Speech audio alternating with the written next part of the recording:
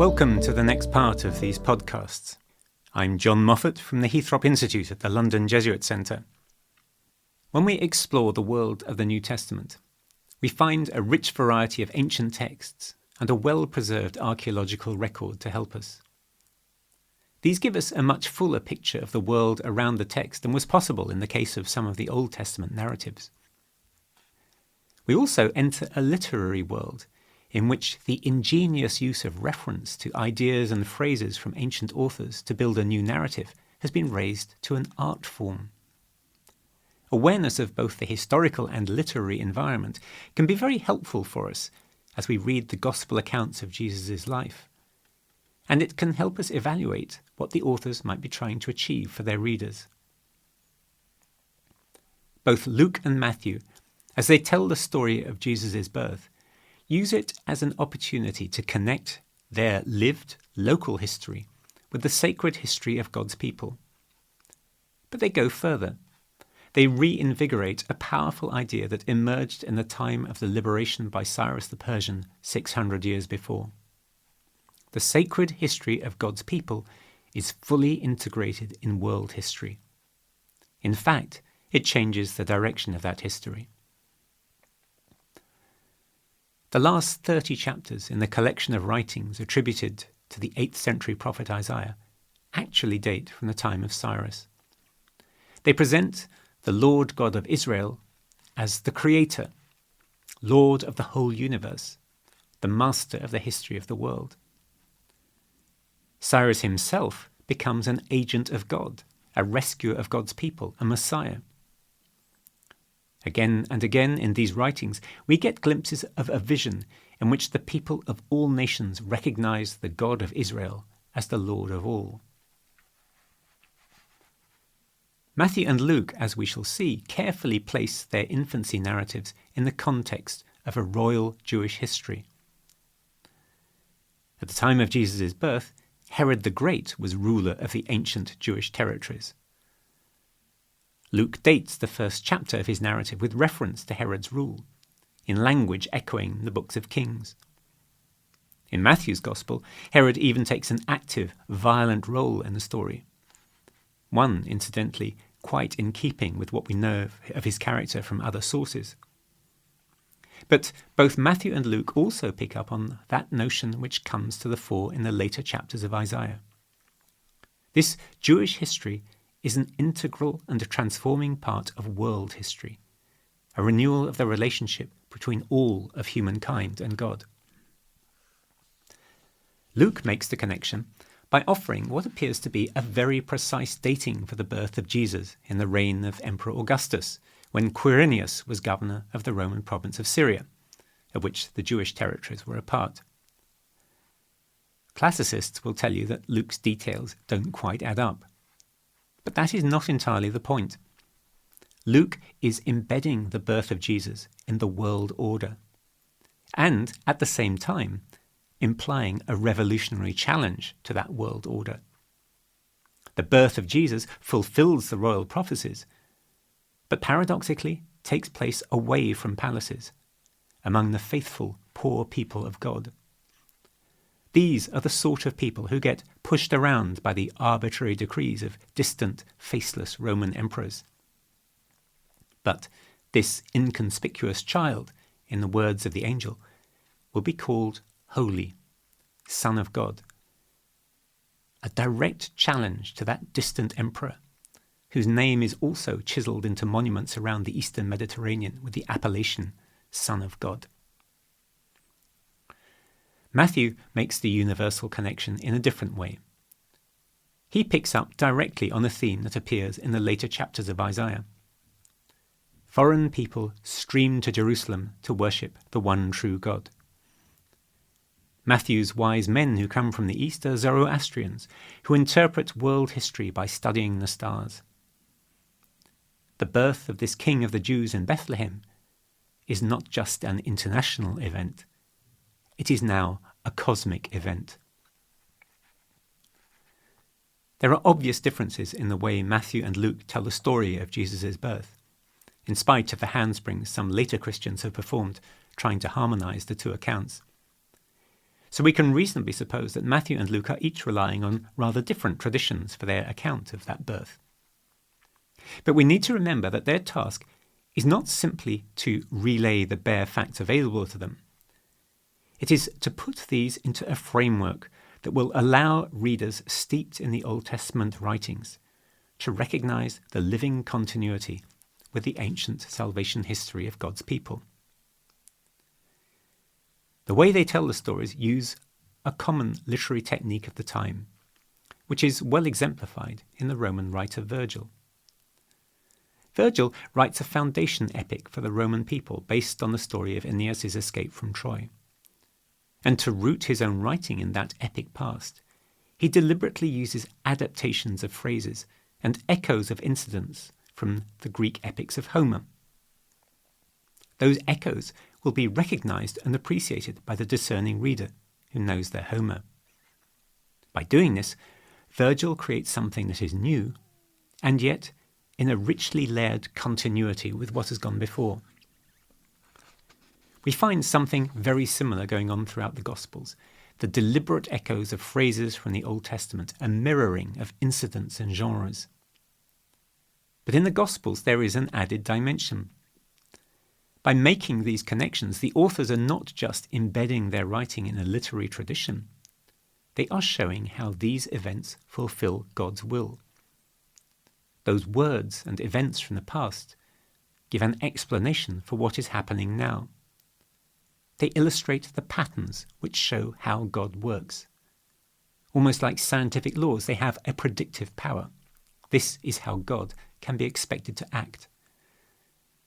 By echoing them in a description of contemporary events, the writer can show what those events mean now, as events that fulfill the promise and the will of God. Of course, Christians were not the only group of Jews to apply this technique to sacred texts from the past. We find something similar in the Qumran writings. And the Gospels themselves report scriptural experts arguing over how passages from the law and the prophets apply to the contemporary scene. But that is exactly the point. The Gospel writers are writing for people who already have a deep understanding of how God works in the tradition, and a deep faith that God communicates through the scriptures and acts in their own time. They are writing for people who are already open to recognizing and matching up explanatory patterns or types from the Old Testament writings. They choose the way they tell the story of Jesus precisely in order to help their readers to the insight that his life fulfills those patterns, fulfills those prophecies. So Matthew's Gospel begins with a genealogy, using a genre that is repeated throughout the Old Testament from Genesis onwards. For most Catholics who sit and hear this read out in church, it can seem to be just a baffling list of names. But the moment you go to the backstories behind those names in the Old Testament, you realize that the genealogy carries the sacred history of the people.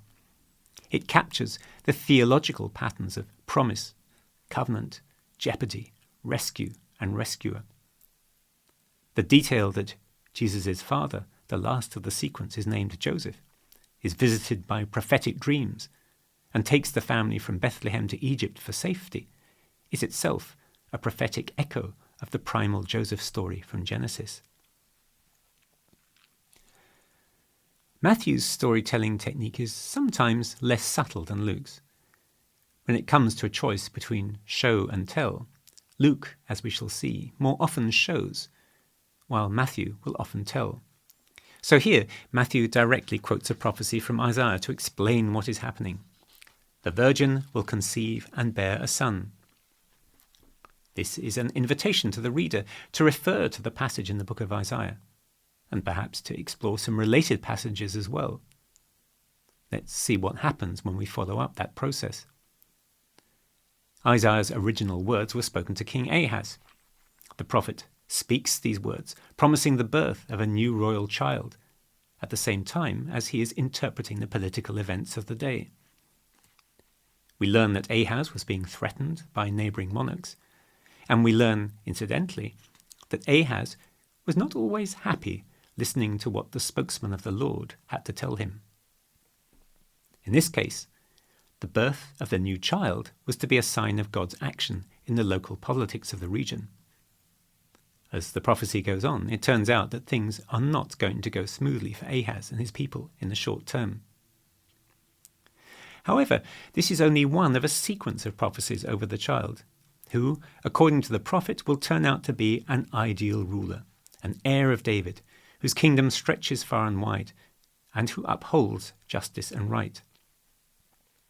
Unsurprisingly, selections from those specific prophecies are read in Catholic liturgies throughout the Advent period. But let's stay with the original context. The child in question, Ahaz's son, is probably Hezekiah. He is one of the kings of Judah who gets a good write-up in the history books. He listened to the word of God spoken by the prophet, was faithful to God like his father David, and enjoyed God's protection. As we have just done, Matthew's reader will explore all this territory from the book of Isaiah, notice the patterns, and then return to the original simple quotation in Matthew's text. So now Matthew takes this prophecy, the virgin will conceive, and explains that it is being fulfilled all these centuries later with the birth of Jesus. He gives it a new reader meaning. And as he does so, he weaves in and transforms other familiar themes from the tradition. The mother is a virgin, and the child is to be conceived by the power of God's Spirit, not by sexual intercourse. This is something radically new, a sign of God's creative power at work. But at the same time, it carries an echo of that long tradition from the story of Sarah and Abraham onwards, of miraculous births granted by the favour of God. Births which were never just a gift to a particular set of parents, but a gift of promise, hope and rescue for the whole people. In earlier podcasts, we talked a lot about the importance of thinking about reader meaning and writer meaning when we are trying to interpret texts, and not being trapped in a naive reading which supposes there is only one way of understanding them. We also talked about how reader meaning offers the space for believers to find new religious insights. Here we can see how important such new reader meaning has been for the development of Christian self-understanding. Luke and Matthew believe that they and their fellow Christians have been given a gift of insight by the power of the Spirit of Jesus to discover the deep meanings hidden in the ancient scriptures. Luke indeed explicitly describes the gift of this insight being given to the disciples. Jesus opened their minds to understand the scriptures. The Gospels themselves are deliberately written in a way that invites the reader to share those insights. The reader enters into the life of Jesus and recognizes it as the fulfillment of all those ancient patterns which are traced out in the stories from the law and the prophets, the patterns which reveal how God saves and rescues the people of the covenant. A little later, we will focus in more detail on reading and making sense of the prophets.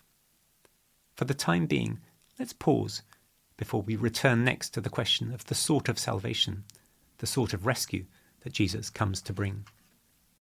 Thank you for listening, and see you next episode.